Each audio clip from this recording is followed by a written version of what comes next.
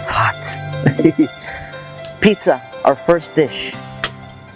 We're gonna make it's a pizza margherita, a very simple pizza.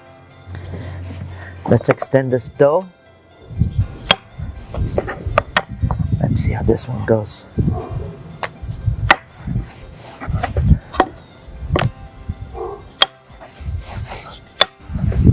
We're gonna make it thinner. That's one thing I noticed that we gotta do. And we're almost there. Okay. And it doesn't have to be perfectly round. As you can see, mine definitely is not. So we're okay. We're just gonna extend a little bit more right here. Okay. Let's see, we're gonna do it right on top of this. See if this time doesn't stick. Some tomato. And we use tomato that I make at the restaurant, but you don't have to. You can buy pomi. It's a very simple process. You buy the carton, open the lid, and you pour it onto the pizza. It's a great product. It does the job perfectly. So I like a lot of tomato on my pizza. And look at this pizza. I mean, it's so not round, but it's okay because that's how it is in home cooking. You just gotta go with it, right? And it's Sunday. It's kind of a lazy day.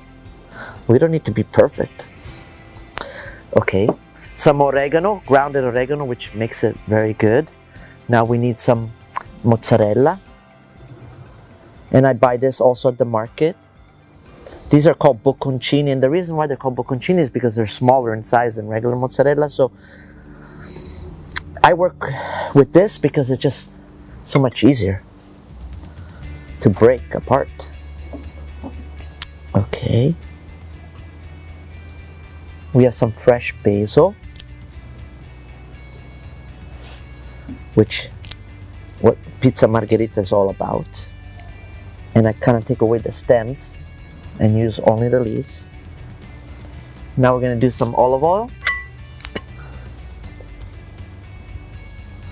some salt and pepper, not too much, just a little bit. And I use sea salt, some pepper, and we're gonna put it right in the oven. There you have it. Ugly but delicious. Okay, there we go. So you don't want to have it very close to the flame because it'll burn the crust, right? And it's a very hot oven. So we want to keep it kind of away from the flame. And all I'm doing right now is just waiting it to cook enough so I can put it right on the ground of the oven. And it's gonna probably take about 2 minutes to cook. Now I'm churning the pizza so each side gets a little bit of the hotter side of the oven, which is the side where the flame is. So as you can see, it's gonna burn the crust a little bit more on the side that's facing the flame. As you can see, it's already burning a little bit of the crust, and that's a beautiful thing about the wood burning oven, that you really get a nice burn.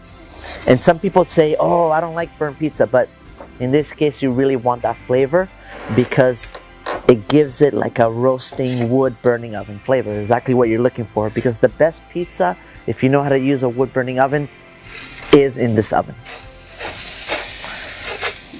Now I think we're ready to go. There you have it. Oh, we need a plate. Wow. But look how beautiful that is, besides a little bit of a burnt crust. We're gonna set it aside and do our next dish.